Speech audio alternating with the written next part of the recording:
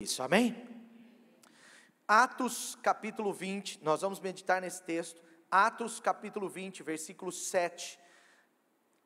Algo que aconteceu na igreja primitiva e que faz parte de uma proteção de Deus para que eu e você não fiquemos fora do que Deus está fazendo.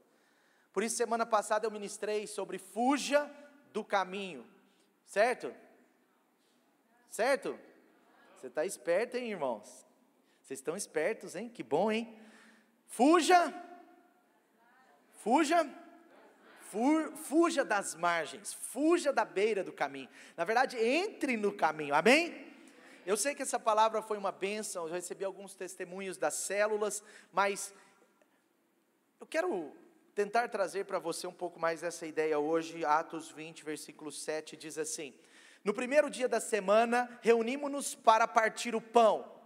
O apóstolo Paulo estava aqui na região da Macedônia, ele estava ministrando ali por mais ou menos 7 dias, e as ministrações do apóstolo Paulo ali eram intensas. Ele tinha um desafio de ministrar ao povo da igreja, a liderança da igreja que estava sendo formada. A maioria eram líderes novos, eram líderes em aprovação.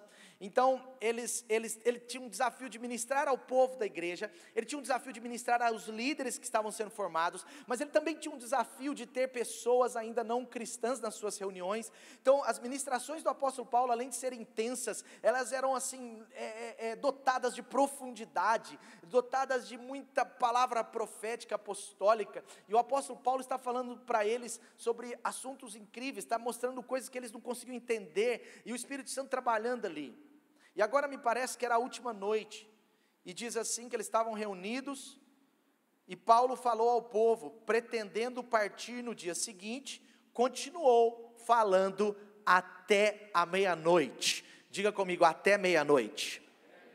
Provavelmente essa reunião começou às 6 da tarde, alguns falam que foi às 3 da tarde, mas ela não começou 9 da noite, ou é 3 ou é 6, essa reunião então ela tinha já 6 horas, imagine você dentro de um culto de avivamento de 6 horas, e o apóstolo Paulo está aqui ministrando, com eles tinham um culto muito interessante, o culto tinha ensino, tinha adoração, a história mostra que o culto tinha momentos de testemunho, mas tinha também comida, amém?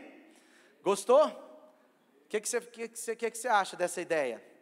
Eu acho que nós vamos chegar nesse tempo, os cultos vão ter comida também, não é só na célula não, amém?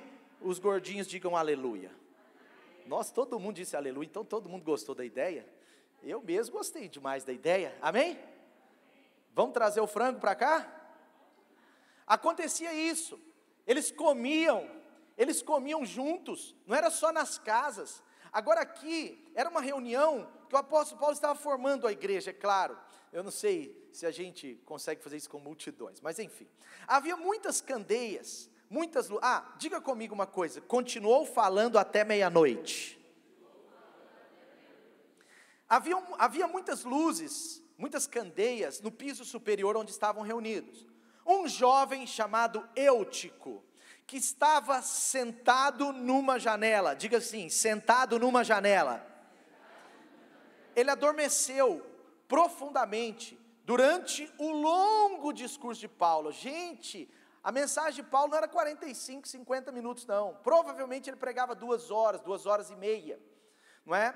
E o discurso de Paulo estava longo, já era meia-noite, e esse menino, Eutico, um jovem, ele foi vencido pelo sono, caiu do 3º andar daquela casa, e quando o levantaram, ele estava morto, o menino morreu, gente, ele caiu de cabeça, de pescoço, aconteceu alguma coisa assim, e ele morreu, a Bíblia está dizendo. E agora o apóstolo Paulo para a sua pregação, para de ministrar, ele desce até lá onde o rapaz tinha caído, e ele pega aquele rapaz morto, aquele corpo, ele abraça, e ele diz, calma gente, o povo estava alvoroçado, o povo estava desesperado, além de ter caído do alto, no meio de uma reunião, era um jovem, e agora eles estão assim, meio que desesperados. Paulo fala, calma gente, não fica assim, ele está vivo, e agora o povo faz aquele silêncio, e ele subiu novamente, e ele falou, vamos continuar a ceia, para a gente continuar esse culto daqui a pouco. para tudo, deixa ele se recuperar, ele vai dar uma respirada, ele acabou de ressuscitar para a glória do Senhor Jesus. Esse jovem tinha ressuscitado, e é claro que o foco dessa história, o principal dessa história, é o milagre. Deus faz um milagre da ressurreição em Eutico. E aí a história continua que Paulo subiu, ele partiu o pão, ele falou, vamos fazer mais um lanchinho aqui, vamos dar uma paradinha para tomar uma água com gás, uma Coca-Cola, um café para quem está com sono, daqui a pouco a gente continua, porque eu vi que tem alguns que estão na janela, e eles estão dormindo, de repente cai mais um, vamos fazer agora uma parada para o café. 00:30, eles estão tomando café. Agora, a Bíblia diz que depois ele continuou a falar até o amanhecer. Meu Deus, o culto não parou, acabou às 6 horas da manhã, ele continuou a falar até o amanhecer, e aí foi embora, e levaram vivo o jovem, o que muito os consolou. Aleluia, amém? Bom, eu não sei exatamente o que aconteceu, pode ser que esse jovem, a Bíblia diz que era 00:30, que ele estava na janela, e que ele estava sonolento. A Bíblia diz isso, mas pode ser, a gente não sabe, talvez esse jovem, ele não estava se importando tanto com o que Paulo tinha pregado. Talvez esse jovem ainda não tinha tido uma experiência mais profunda com Jesus, e por isso ele não estava tendo revelação do que estava acontecendo. A Bíblia não conta, mas talvez ele tinha tido, assim, um pouco de certa forma, ele não valorizou tanto aquele momento. Alguns dizem até que não, que ele só era um jovem, ele era um jovem muito distraído, ele era um cara assim que dava umas distração. Mas independente de qualquer coisa, a Bíblia conta que era 00:30, que ele estava na janela e que ele estava adormecendo. Por isso ele dormiu e caiu. A gente não sabe exatamente, mas dá a impressão que ele não tinha tanta fome da palavra, que ele não tinha tanta fome da presença de Deus. Querendo ou não querendo, a gente pode julgar pelas entrelinhas que esse jovem ele estava um pouco frio. Ele talvez estava participando às margens do avivamento. Talvez ele não estava ali no caminho. Esse era Eutico, esse jovem. E sabe, o que acontece? Na nossa vida às vezes não é muito diferente. Deixa eu te explicar o que eu quero dizer com essa palavra. Deus, Ele está fazendo um movimento. Aquela igreja, naquela casa grande, de 3 andares, talvez, alguns dizem que era uma casa, outros dizem que era tipo aquelas casas antigas, muito grandes, tipo de fazenda, que tem várias construções e no meio tem um vão assim. Mas a verdade é que Deus estava fazendo um movimento ali. Ali tinha um movimento de avivamento, ali tinha um movimento de oração, de palavra, de adoração. Ali tinha um movimento de abastecimento do Espírito Santo. Deus estava preparando aquela igreja, porque Deus sabia o que ela ia viver nos próximos 10 anos. Deus estava preparando aquele povo, porque Deus sabia que eles precisavam estar bem vitaminados para vencer as culturas gregas, as culturas demoníacas ali. Deus sabia, Deus estava preparando aquele povo, usando o próprio apóstolo Paulo. Talvez tinha ali alguns com ele, poderosos também, como Timóteo, Silas e outros, mas Deus estava usando aqueles homens. Havia um movimento ali, e Eutico não estava percebendo o movimento, e essa é a minha preocupação. Por isso eu estou tentando trazer uma segunda etapa da mensagem do domingo passado, para que não percamos esse movimento, porque quando nós perdemos os movimentos que Deus está fazendo, na verdade nós estamos perdendo o que Deus está fazendo. Nós não estamos perdendo o movimento que Deus está fazendo somente, nós estamos perdendo o que Deus está fazendo. E perdendo o que Deus está fazendo, nós estamos perdendo o que Ele quer fazer na minha vida, na minha história, o que Ele quer fazer na minha casa através de mim, o que Ele quer fazer no meu lugar de trabalho através de mim, o que Ele quer fazer na escola que eu estou, na faculdade através da minha vida, o que Ele quer fazer nessa cidade através de nós. E eu quero dizer para você que essa igreja, a Light, não vai perder o movimento que Deus está fazendo. Nós não vamos perder, nós vamos participar desse movimento, porque Deus vai fazer coisas grandes em nós e através de nós. Mas sabe, Deus está preparando a gente para experimentar esse poderoso avivamento. Deus está preparando a gente para a gente vencer grandes batalhas. Sabe, eu tenho certeza no meu espírito, gente, é algo muito forte. Um tempo poderoso está por vir. Um tempo de coisas maiores está por vir. Um tempo de coisas mais preciosas em Deus está por vir. Um tempo de sobrenaturalidades está por vir. Um tempo de Deus usar você, usar as suas mãos para curar, usar as suas palavras para profetizar, usar os seus pés para pisar num lugar e transformar a história, o ambiente, está por vir. Mas nós precisamos atentar para esse movimento de Deus. Esse rapaz, infelizmente, não se atentou para isso. E nós cristãos, nós precisamos cuidar disso. De tempos em tempos, periodicamente, nós temos que fazer uma autoanálise, nós temos que olhar para nós, como pessoas, como igreja, e percebermos se não estamos percebendo, percebermos se estamos ou não percebendo os momentos, os movimentos, o que Deus está fazendo. Se a gente ficar de fora do que Deus está fazendo, nós estamos fadados a não utilizar o potencial do Espírito Santo em nós. E não é isso que Deus quer. Voltando aqui ao texto, eu quero dizer sobre algumas coisas que eu e você precisamos atentar, alguns sinais de Deus, para que a gente não fique fora do que Deus está fazendo, amém? A primeira coisa, a primeira causa que fez Eutico cair daquele lugar, o primeiro detalhe que a Bíblia dá, a primeira história que a Bíblia mostra, é que era meia-noite. Meia-noite é um horário interessante. Meia-noite no nosso estilo de calendário fala sobre a virada do dia. Meia-noite é uma hora de virada, mas biblicamente, meia-noite é um horário de decisões. Foi meia-noite que o anjo da morte passou lá no Egito e matou todos os primogênitos das casas que não tinham a marca do sangue. Meia-noite, biblicamente, é um lugar de decisões. Foi meia-noite que Paulo e Silas estavam presos, e eles estavam adorando a Deus. A Bíblia diz que eles foram presos no final da tarde, agora eles estão na prisão, adorando a Deus, meia-noite, com os pés presos. Eles estavam no pior lugar daquela prisão, não é? A Bíblia diz que eles colocaram eles lá na prisão mais segura para eles, vamos dizer assim, não para eles, para Paulo e Silas, mas para os judeus. Eles colocaram eles naquela prisão terrível, no lugar mais fundo da prisão, amarraram os seus pés, mas meia-noite, eles estavam orando, cantando e adorando, e meia-noite foi o horário que o anjo passou para os livrar. Sabe, queridos, nós precisamos tomar decisões importantes nesses dias.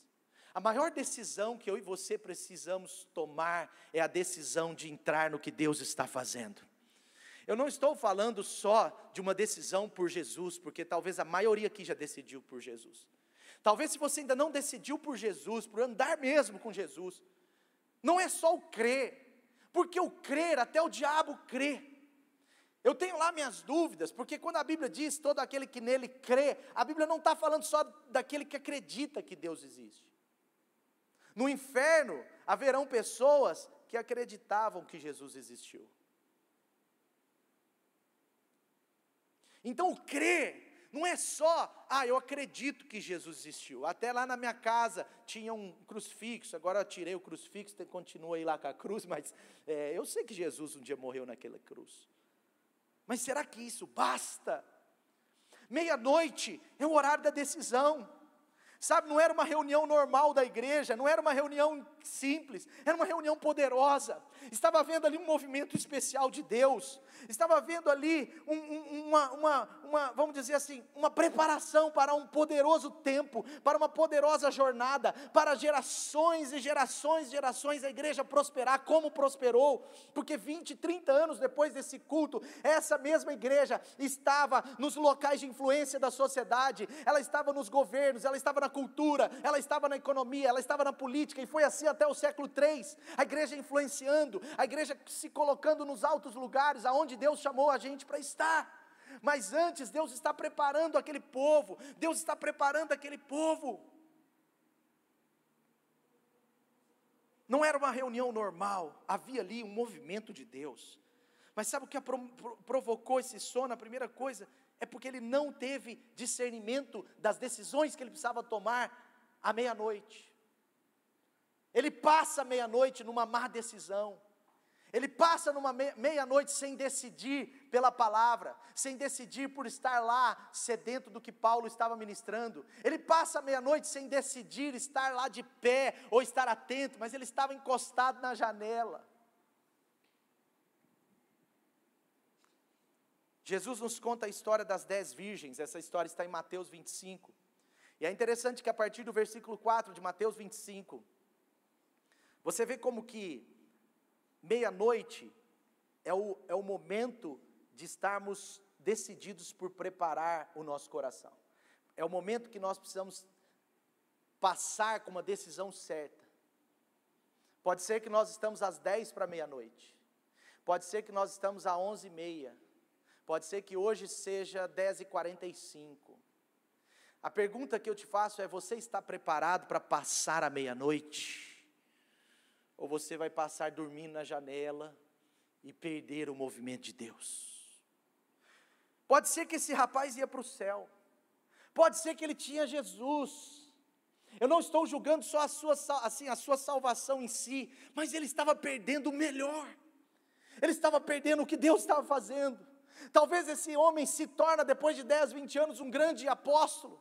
Talvez aquele homem agora testemunhou por toda aquela região, como o jovem que foi ressuscitado. Mas antes, ele talvez era um jovem apático. Talvez era alguém que não se envolvia. Talvez era alguém que se super protegia. Deixa eu ver qual é o lugar mais longe dessa casa do apóstolo Paulo. É aquela janela. Eu vou ficar lá naquela janela. Eu não quero estar tão perto. Eu quero estar mais distante. Eu não quero participar ativamente. Eu quero só assistir. À meia-noite ele estava só assistindo. Olha a história das 10 virgens. Em Mateus 25 diz que tinham 10 virgens. E algumas eram prudentes, outras não. E no versículo 4 diz que as prudentes, elas levaram óleo nas suas vasilhas. Fala de preparação para o tempo da meia-noite. Elas levaram óleo nas suas vasilhas, juntamente com as candeias. E olha o que a Bíblia diz, que o noivo demorou a chegar.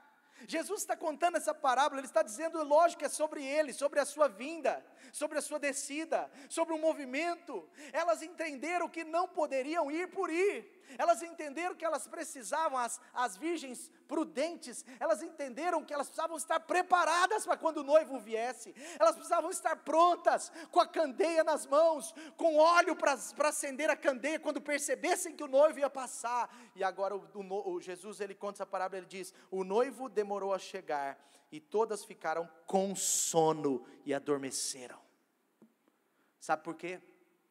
Toda vez que Deus está para derramar um movimento novo, um avivamento, algo sobrenatural, o inimigo está trabalhando o interior das pessoas para dormirem e perderem o movimento. 10 horas da noite é o horário que a gente começa a ter sono. 11, um pouco mais de sono. Esses dias eu estava preocupado comigo, porque até os meus 30 anos de idade, eram 3 horas da manhã, 3h30, 4 horas, se eu tivesse que jogar um joguinho, se eu tivesse que assistir mensagens, se eu tivesse que até preparar uma mensagem, até 3 da manhã, gente, eu estava lá, acesão. Eu não sei o que aconteceu comigo, gente, de uns anos para cá, não sei, algo aconteceu dentro de mim. Gente, da meia-noite, minha cabeça começa a fazer assim, ó. Eu começo a se tornar aqueles pescadores da lua cheia. Já viu? O cara que fica pescando. Eu não sei o que aconteceu comigo. 00:30, 1h, eu fico assim, ó. Eu tenho que me esforçar para ficar acordado, gente. E isso não muda se eu acordei às 5 da manhã ou às 8 da manhã. Não muda. É um negócio estranho. A gente vai ficando mais velho e a coisa vai ficando esquisita. Mas eu quero dizer para você que no mundo espiritual, no mundo natural, a gente pode ter sono, não é errado, nós precisamos dormir ao menos 7 horas por dia, mas para ter saúde, né? A medicina diz que é 7 a 9 horas por dia, mas no mundo espiritual, nós não podemos dormir. Meia-noite é a hora que o avivamento vai descer, meia-noite é algo que um movimento vai acontecer, meia-noite é algo que é a hora que o relógio vai virar, muda tudo, a data, os ponteiros, meia-noite é onde os ponteiros se encontram. Meia-noite no mundo espiritual fala de um tempo onde nós precisamos estar preparados. E olha o que aconteceu. Mateus versículo 6 diz assim: à meia-noite, diga comigo, à meia-noite, ouviu-se um grito. Alguma daquelas pessoas ali, ou às vezes uma das virgens, percebeu: ei, nós estamos dormindo, são 11h40, ei, acorda, olha o despertamento, olha como o Espírito Santo está despertando, é o que Deus está fazendo com a igreja nesses dias, é o que vai acontecer nessa década, um despertamento no nosso meio, e é o que Deus quer fazer na sua vida nesses 49 dias, um despertamento no seu interior, para que quando chegar a meia-noite na sua vida, para que quando chegar a meia-noite para a igreja de Jesus, para que quando a meia-noite chegar, nós estejamos preparados com o noivo. Olha o que diz, houve um grito, o noivo se aproxima, saiam para encontrá-lo. E aí essa história continua, não vou entrar muito em detalhes, mas aquelas virgens acordaram, as 10 virgens, uau, é o noivo, então vamos embora. Uma saiu pôr no sapato, a outra saiu pôr no vestido, vamos embora. Mas acontece que 5 das virgens não tinham óleo na sua candeia. E o noivo disse: imprudentes, vão perder a festa, vão perder o avivamento, vão perder a glória, vão perder a unção, vão perder o que eu tinha para as 10. Porque o Senhor, Ele não era o noivo das 5 prudentes, Ele era o noivo de todas elas. Mas só 5 das virgens é que tinham óleo nas suas vasilhas. Por isso essa mensagem é para que o Senhor desperte-nos espiritualmente. Por isso que essa mensagem é para que Deus, através dessa batalha que estamos vivendo, 21 dias de jejum, eu não sei o que está acontecendo, mas Deus sabe, mas algumas percepções a gente fica assim preocupado, mas começa o jejum, a pastora Clausir, sem sentido nenhum, uma pessoa bate no carro dela assim, sem sentido nenhum, uma mulher abre a porta do carro de uma vez, bateu na frente do carro, ela fica sem carro, ela começa a andar de Uber, ela falou: filho, eu peguei um Uber com janela fechada, e pode ser lá, nada contra Ubers, porque nós precisamos, mas entenda como que Deus vai permitindo. E às vezes Deus usa uma batalha permitida por Ele, para despertar o meu e o seu coração, para colocar a gente, para colocar óleo na nossa candeia, para colocar, para reacender a nossa candeia. Às vezes Deus usa uma batalha.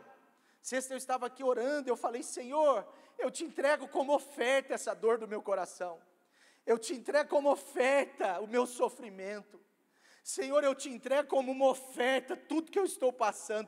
E eu acabei de dizer isso naquela música que estava sendo ministrada aqui, eu te entrego tudo. Eu falei: eu te entrego tudo, Senhor. E quando eu acabei de falar, parece que a glória de Deus desceu e inundou a minha vida. Porque eu estou dizendo isso para você com muito carinho, porque nós precisamos entender os movimentos que Deus está fazendo, e Deus não quer você às margens, Deus não quer ninguém da Light às margens, pelo contrário, Deus quer encher a nossa vasilha de óleo, encher a nossa candeia, para quando chegar a meia-noite, nós possamos receber tudo que Ele tem para nos dar à meia-noite, porque esse menino não tinha nada para Deus à meia-noite, por isso que ele caiu de lá. Ele estava perdendo o que Deus estava fazendo à meia-noite.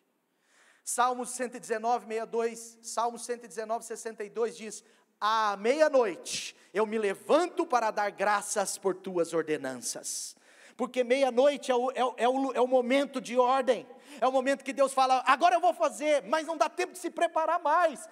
Olha o que ele diz, meia-noite eu acordo, porque eu quero ouvir de Deus o que Ele tem para direcionar. Ele não está falando que meia-noite ele vai se preparar para ouvir a Deus daqui uns dias, não, acabou, meia-noite já é a hora, meia-noite Deus já está fazendo, meia-noite já há uma ordem do céu sobre a terra, meia-noite já há uma ordem do céu sobre a sua casa, sobre a sua família. Ainda não são meia-noite, talvez seja 11 horas, 10 horas, e a pergunta que eu te faço é: como estão as suas candeias, como estão as suas vasilhas em relação ao óleo? Atos 16, 25, aquele momento, Paulo e Silas, meu Deus, meia-noite Deus define a história daqueles homens, meia-noite Deus vira uma chave, meia-noite a chave da prisão é aberta, meia-noite a chave da morte se torna em vida, meia-noite as dívidas são viradas em prosperidade, meia-noite Deus cura você, meia-noite é o horário da virada de Deus para a sua história ser promovida aqui na terra.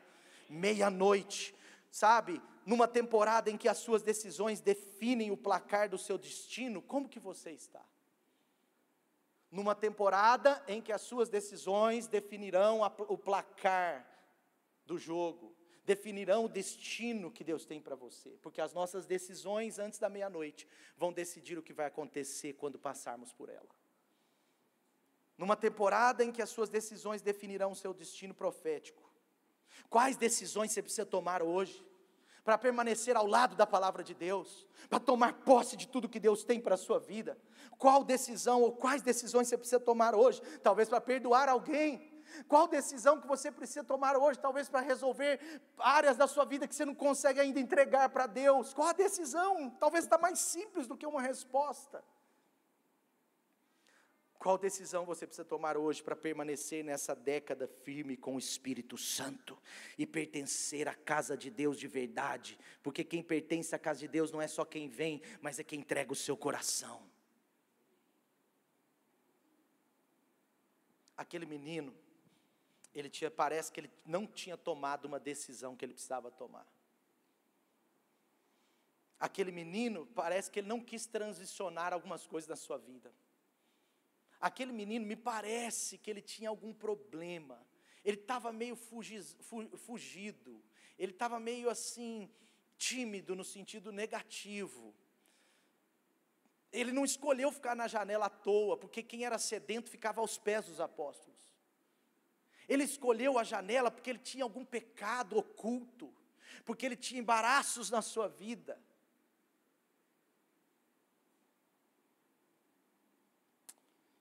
Então a primeira causa, que nós precisamos estar preparados para a meia-noite. As nossas decisões de hoje, elas definirão o nosso destino. Meia-noite é o momento de você já ter tomado as suas decisões e entrar naquilo que Deus vai fazer. Deus vai virar uma chave. Deus vai virar uma chave na história dessa nação. Deus vai virar uma chave na sua história. Deus está pronto para curar você. Deus está pronto para libertar sua família. Deus está pronto para transformar a gente. Prepare a sua vasilha, encha ela de óleo, porque meia-noite para nós não é um lugar, não é um tempo de condenação, mas é um tempo de vida. Meia-noite para o apóstolo Paulo e para o Silas, para aqueles homens era, eles estão sofrendo na prisão, mas para Paulo e Silas era adoração, era louvor, eles estavam preparados. Meia-noite veio o anjo e o libertou. Meia-noite na vida de um cristão é o momento da virada. Segunda coisa, fala da posição daquele jovem. Ele estava na posição errada, gente. Apesar de estar dentro da casa de adoração, ele estava na posição, apesar de estar dentro da casa de adoração, ele estava na posição apenas de assistir. Ele estava no ambiente de adoração, mas só assistindo. Ele estava na janela. Por isso o título dessa palavra é Fuja da Janela. Semana passada eu ministrei Fuja das Margens. Hoje eu inventei esse título, Fuja da Janela.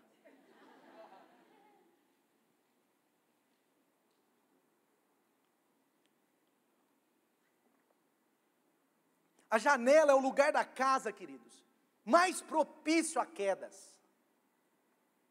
É muito triste, mas crianças caem de janela. E é muito, muito triste, porque esses dias eu vi que os gatos pulam da janela dos prédios. Eu descobri, lendo algumas coisas, e com a curiosidade da minha esposa, sobre a vida dos gatos. Olha que cultura útil. Então eu descobri, gente, que se você quer ter um gato, e mora num apartamento, você vai precisar colocar redes e grades, porque os gatos têm mania de pular as janelas. Se você mora no 8º andar como eu, o gato vai pular do 8º andar, e nesse caso, ele não terá 7 vidas. Ele só vai ter uma vida, pode ter certeza. E está na moda esses bichinhos, tem cachorro de 7 mil reais, e agora tem gato de 5 mil reais. Então cuidado, porque 5 mil reais pode pular da sua janela.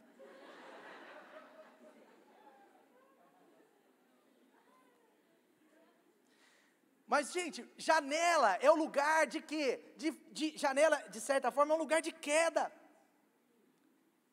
Você sabe quem tem muita atração por janela, além dos gatos? Eu já falei, as crianças. É lugar que criança gosta de estar. Adulto não fica na janela, porque ele sabe do risco. Mas as criancinhas ficam na janela, esse é o perigo. E na fé é assim, saia da janela.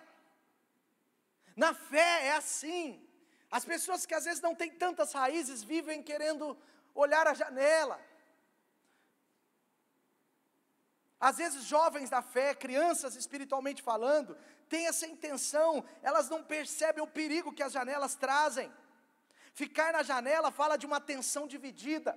Aquele menino, ele estava na janela da casa, no 3º andar, ele prestava 10% de atenção na mensagem de Paulo, 40% de atenção no que o povo estava fazendo, e 50% da sua atenção era no que estava acontecendo lá na rua. Porque a janela, ela chama atenção, num certo aspecto aqui da mensagem, para o que está acontecendo lá fora, mais do que está acontecendo dentro, entende? Num certo aspecto. Esse menino, ele estava dividido.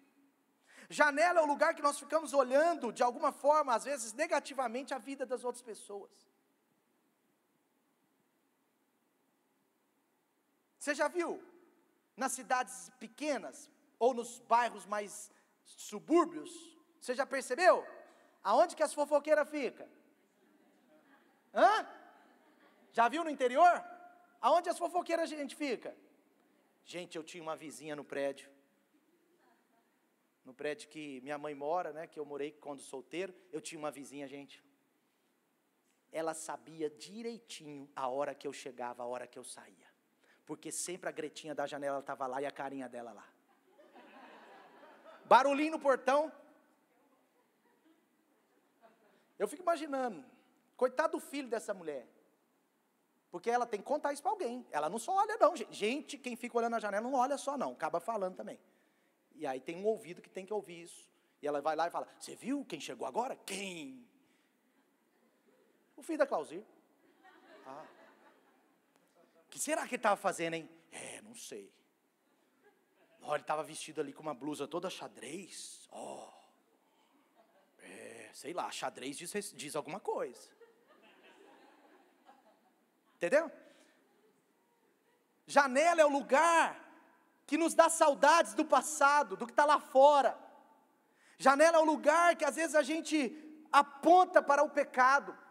Foi numa janela que o grande, cheio de Deus, o homem de Deus, Davi, mas foi numa janela que ele olhou para a carnalidade, que ele viu aquela mulher nua, e ele desejou ela, e ele foi lá e fez adultério, cometeu aquele erro terrível na sua vida. Foi numa janela. Você sabe que eu percebo que a Bíblia diz que Ló e sua família, Ló e sua esposa, Ló, ele estava em Sodoma e Gomorra, ele cresceu lá, e você conhece a história, mas Ló estava em Sodoma e Gomorra com a sua família, e a história conta que ele, dá a entender que ele e sua esposa ficaram o tempo inteiro dentro de casa, eles não se envolviam com aquele problema, com aqueles problemas da cidade. eles ficavam dentro de casa. Mas eu acho que a esposa de Ló, ela vivia na janela. No coração dela, ela amava lá fora. Ela não tinha sido totalmente liberta. Por que eu acho isso? Porque a Bíblia diz que o anjo do Senhor os livrou da cidade na destruição de Sodoma e Gomorra, tirou-os da cidade e falou: corre! Ele pegou as filhas, ele foi lá, os genros não quiseram ir. E as filhas saíram, as filhas de Ló e sua esposa. E a Bíblia diz que o anjo falou: corre, não olhem para trás.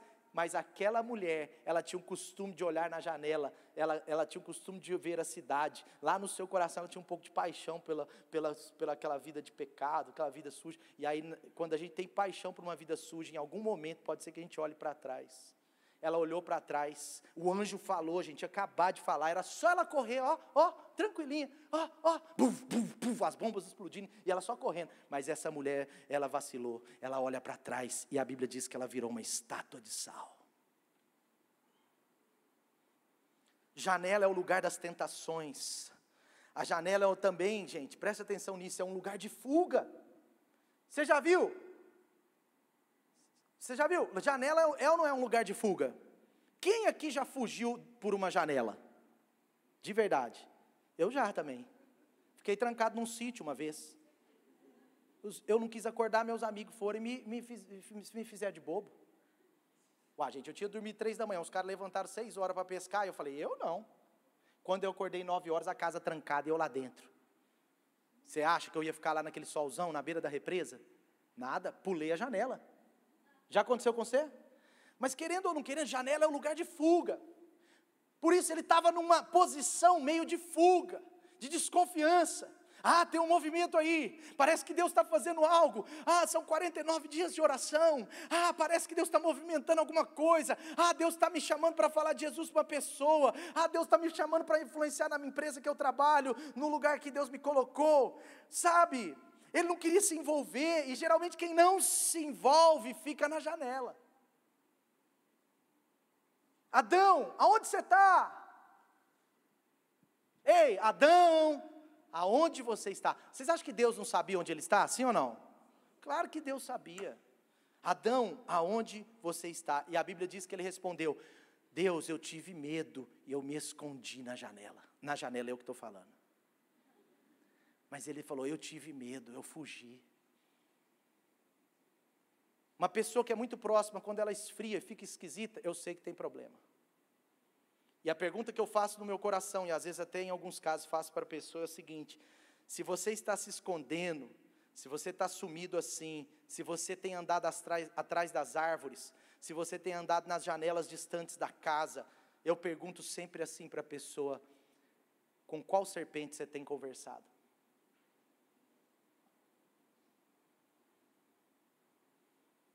Deus sabia que ele tinha conversado com a serpente.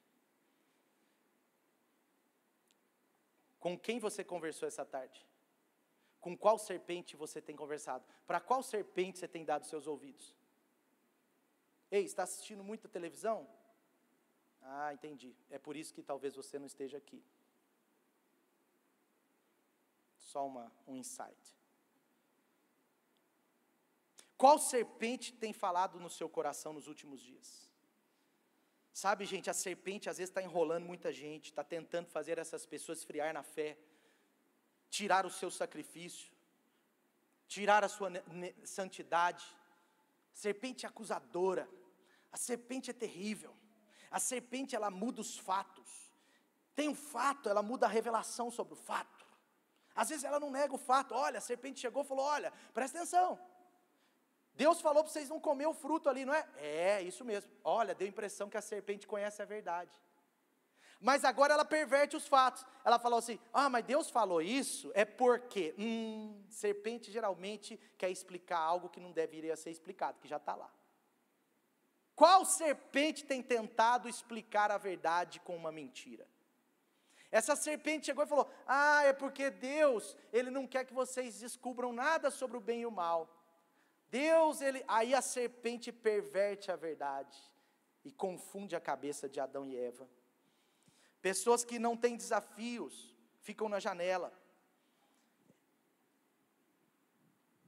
é o retrato que nós temos sobre uma pessoa, tem a ver com o desafio que ela venceu. Davi é o que venceu Golias. Isso diz respeito à nossa capacidade de enfrentar inimigos, porque Deus não te dará inimigos que você não tenha capacidade de resisti-los. Portanto, o seu nível de resistência, ele é medido pelos inimigos que você tem conseguido derrotar. Eu estou dizendo isso porque quem está na janela acha que não pode derrotar nenhum inimigo, mas Deus já colocou uma espada nas suas mãos para vencer muitos inimigos.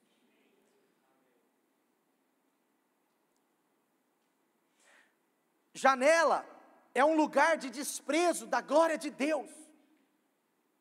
Janela é o lugar que aqueles que desprezam o movimento estão. Mical, esposa de Davi, ele chega com a arca da presença, isso está em 2 Samuel 16, ele chega com a arca da presença, ele está dançando com os servos, ele está pondo o povo para celebrar, ele está fazendo um movimento espiritual de conquista, ele está trazendo um movimento de liberdade, ele está trazendo um movimento de nova unção sobre o povo, ele tinha um chamado para isso, e o povo estava entendendo, mas tinha uma mulher que, apesar de exercer liderança, não entendia o que estava acontecendo. Essa mulher era Mical, a esposa de Davi, de certa forma a princesa, e ela não estava entendendo o que estava acontecendo, mas sabe o que a Bíblia diz em 2 Samuel 6,16, 2 Samuel 6,16, diz que Mical, filha de Saul, observava de uma, da onde que ela estava?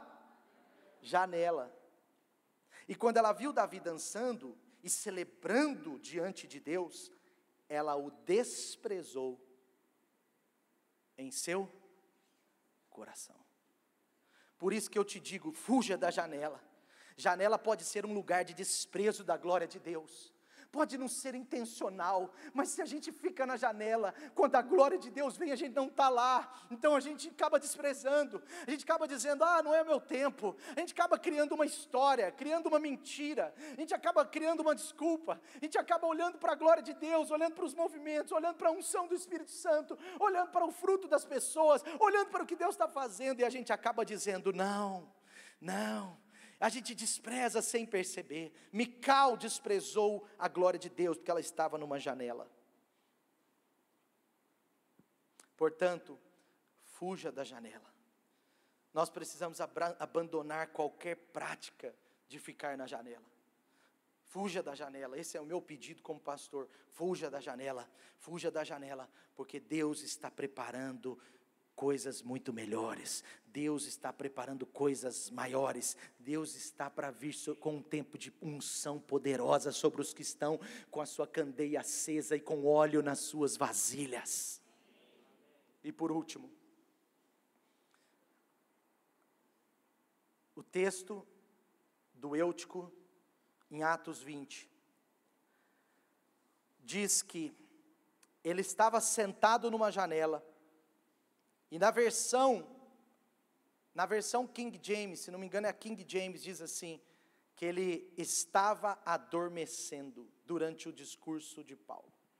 Aqui diz, ele adormeceu profundamente no discurso de Paulo.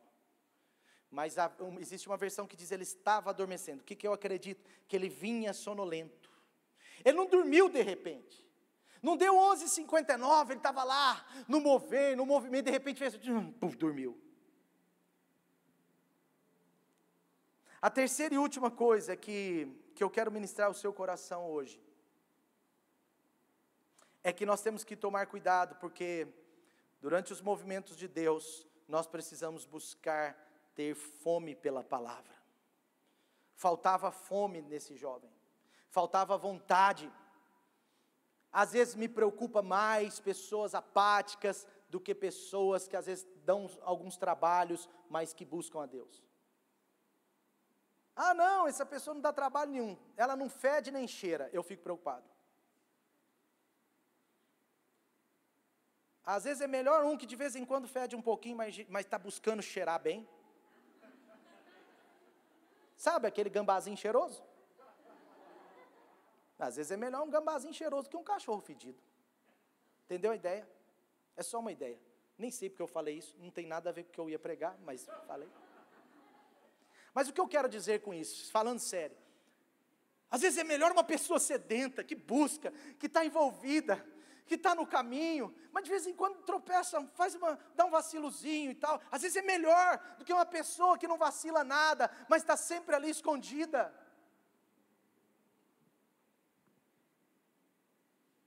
Esse menino precisava de uma renovação espiritual. Talvez ele precisava de 49 dias de oração e jejum. Talvez ele precisava chegar mais cedo nos cultos, porque a hora que a gente chega, às vezes mostra um pouco do nosso coração, em alguns casos. Talvez ele precisava estar mais sério com as coisas de Deus, estar mais envolvido. Talvez ele precisava todo dia de manhã acordar um pouco mais cedo e envolver na leitura bíblica. Talvez ele precisava sair daquela janela e estar mais perto dos apóstolos. Ele estava distante.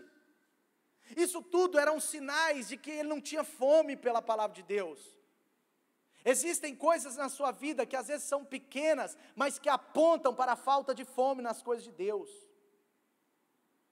São coisas que a gente às vezes não faz por mal, mas apontam alguma coisa, elas dizem alguma coisa, são sinais claros. E Deus nos chamou para ter fome. Se nós tivermos fome de Deus e da sua obra, nós vamos, assim, ter experiências incríveis. Talvez o pedido que nós temos que fazer nesse culto é: Senhor, me dá mais fome, me dá mais sede do Senhor, me dá mais fome pela Tua palavra, me dá mais vontade. Talvez se você não tem tanta vontade para algumas coisas, você pode pedir a Deus. A Bíblia diz lá em Tiago que nós podemos pedir a Deus sabedoria, com fé, sem duvidar, que Ele nos dá livremente. Você pode pedir a Deus fome, você pode pedir a Deus para aquecer o seu coração, você pode pedir a Deus. Talvez o maior problema não é não ter fome, mas é não ter fome e não pedir para ter fome. Você pode pedir, eu posso pedir. Deus me dá interesse de servir. Deus me ajuda, Pai, a querer buscar mais. Deus me ajuda a ter mais sensibilidade na Tua presença, pela Tua palavra. Deus me ajude a ficar mais atento nos cultos. Deus me ajude a ficar mais sério em relação à minha célula. Deus me ajude a dar mais ouvido à voz do meu pastor. Deus me ajude a dar mais ouvidos ao Teu Espírito Santo. Deus me ajude a dar mais ouvidos ao que a Tua palavra diz. Deus, eu não tenho força para obedecer algumas coisas, mas eu vou tentar. Isso faz diferença. Se Eutico tivesse servindo, ele não estaria naquela janela. Talvez ele estaria servindo água para o apóstolo Paulo, mas não teria caído de lá. Quanto menos você serve, maior é a chance da janela te chamar. Fica aqui comigo. Você não está fazendo nada. Aqui é o seu lugar. Encosta aqui. Ei, olha mais para fora. Ei, aí começa. É um processo diabólico.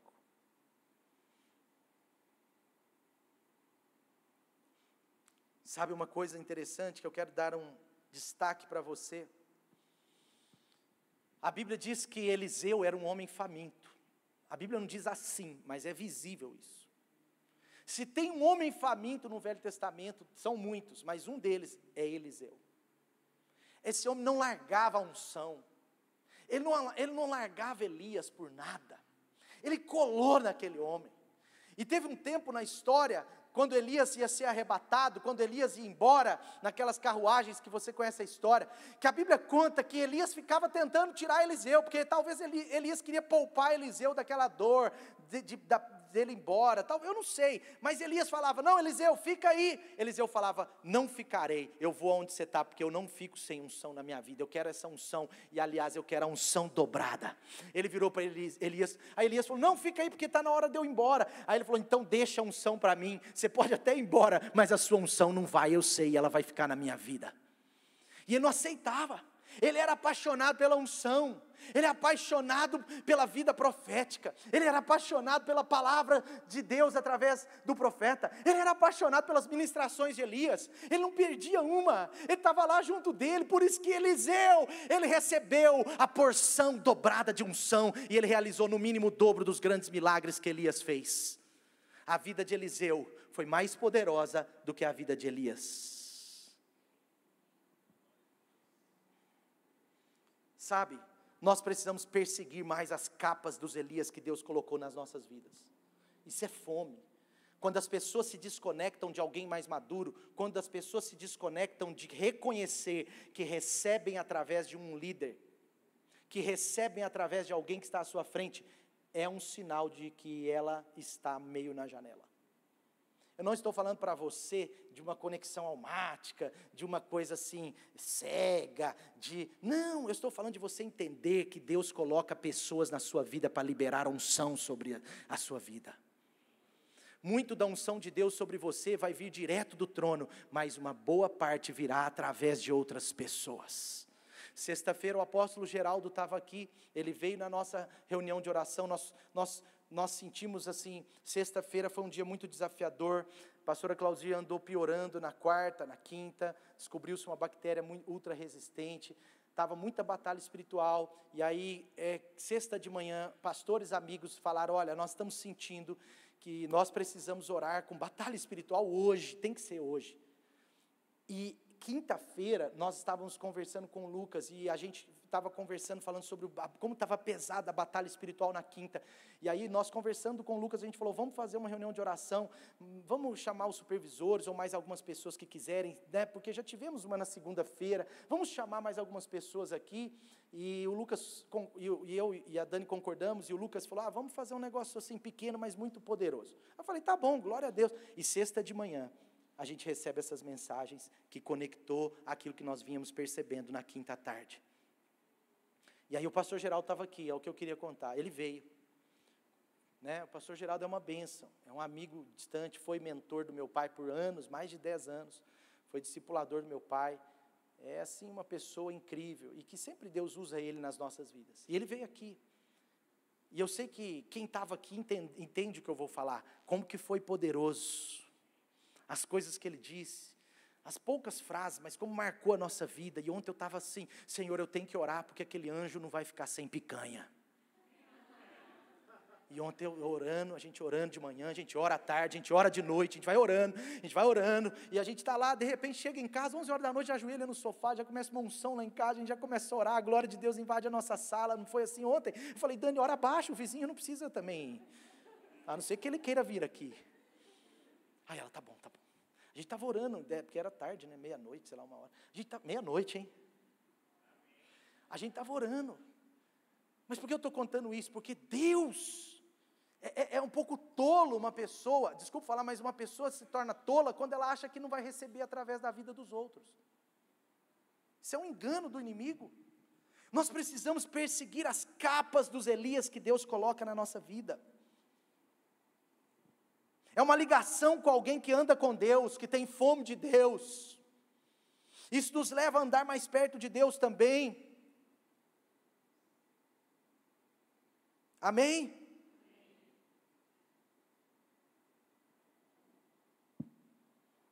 Enfim, precisamos buscar ter fome de Deus. Deus está nos dando mais fome dele nesses dias. Visivelmente eu sei, eu não preciso profetizar, isso é uma realidade. Deus já tem nos dado mais fome. Os céus parece que abriram, mas talvez eles não estavam fechados, é a gente que estava na janela, e agora nós estamos saindo da janela, porque os céus eles não se abrem sobre a janela, eles se abrem sobre o lugar que todo mundo está buscando. Amém? Amém? Fique de pé no seu lugar.